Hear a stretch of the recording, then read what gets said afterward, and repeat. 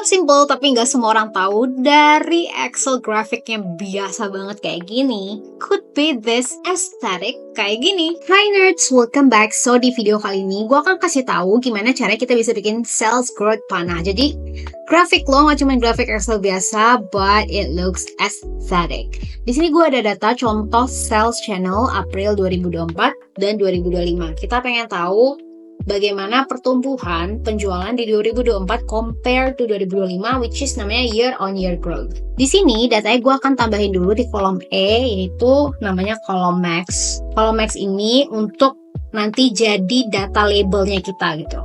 Jadi gue akan sama dengan max. Max itu diambil dari C dan D. Di sini gue langsung enter aja, terus enter ke bawah, terus di bagian max ini gue akan atur dulu. Dan selanjutnya nih kolom ini, kolom F, gue akan tambahin year on year growth-nya.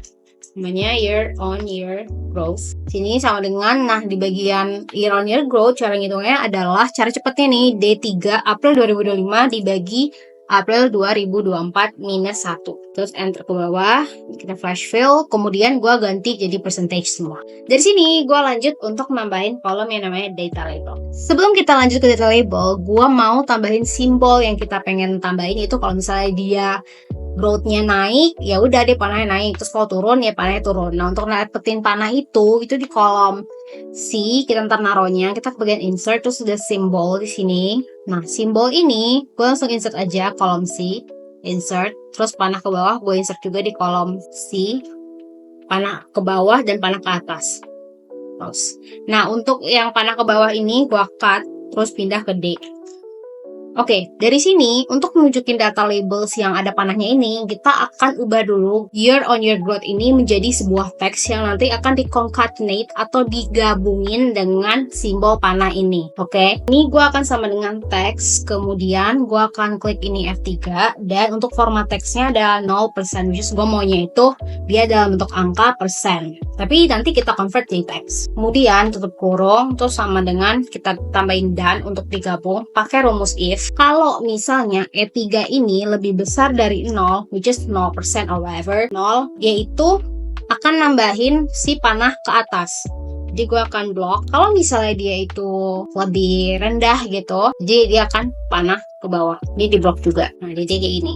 Kalau lu lihat, ini di bagian email marketing kita itu turun gitu penjualannya. Jadi channel ini dia dapat panah ke bawah. Nah, selesai dari sini, gue akan nge-highlight dulu untuk di bagian total. Gue bold, kemudian gue tambahin warna kuning gitu. Biasanya gue itu emang nambahin total itu duluan gitu. Total ada di bagian kolom sebelah kiri duluan, baru diikuti dengan channel-channel lainnya. Gue akan coba blok untuk dari kolom A sampai dengan kolom D. Ini insert, gue akan insert namanya 2D column, and then gue akan switch dulu, switch row and column. Gue akan taruh legend yang di bawah sini, ditaruh ke atas, top, kemudian axis yang ini primary vertical gue ilangin, grid line saya juga. Gue akan klik 2 kali yang April bar ini, klik 2 kali, kemudian di sini overlapnya 0, kemudian gap width-nya 150%, dibuat dia jadi lebih besar. Nah, untuk yang max ini, gue akan klik dia as secondary. Nah, supaya dia tuh nggak besar banget,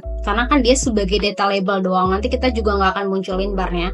Gua gap width ini gua akan ganti jadi 500. Yes. Nah, kita akan ke bagian ini namanya fill and line. Gua akan no fill. Dan di bagian secondary vertical ini gue akan hilangin juga. Dan legend ini hapus. Sekarang kita udah punya datanya. Gue akan ubah dulu barnya. Terus di sini gue akan lanjut untuk format dulu. Untuk yang di bagian 2024 gue akan ubah dia jadi warna kuning yang adalah light. Terus outline-nya warna hitam.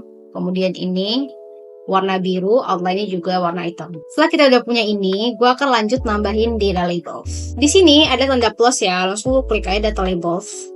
Tapi it's kinda messy, karena dia tuh include data labels yang max juga. Sekarang, untuk data label ini kita akan atur dulu, klik 2 kali, supaya nggak ribet lu ngeklik yang mana. Di sini ada namanya chart options, jadi lu bisa pilih yang pertama data labels April 2024 ini. Kita akan taruh dia di bagian inside end. Tahu juga kayak inside end, oke.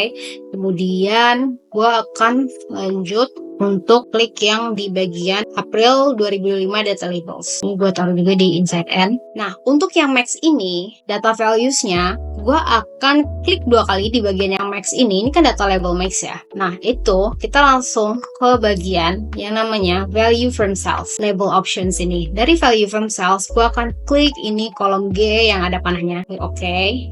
Kemudian yang value ini gue untick. Ya kayak gini, persis buat kayak gini. Terus dari sini gue akan format lagi, dia jadi bold gitu, Ctrl B. Kemudian gue akan shape outline dia. Nah, shape outline di sini gue akan buat dia weight-nya lebih terlalu bold banget gitu. Jadi gue akan ubah jadi warna hijau, semuanya shape outline-nya juga hijau. Selain yang panahnya ke atas gitu, which is ini growing, lo harus ubah yang email marketing yang dia itu masih turun ke bawah, jadi which is lo harus klik 2 kali, terus habis itu ke outline merah, terus habis itu untuk yang font diganti warna merah. We're almost done, tinggal ganti chart title-nya jadi year on year sales growth April 2024 versus April 2025. Selanjutnya, untuk yang legend ini, gue akan pindahin dia ke bagian kanan gitu. Terus habis itu gue tarik ke bawah.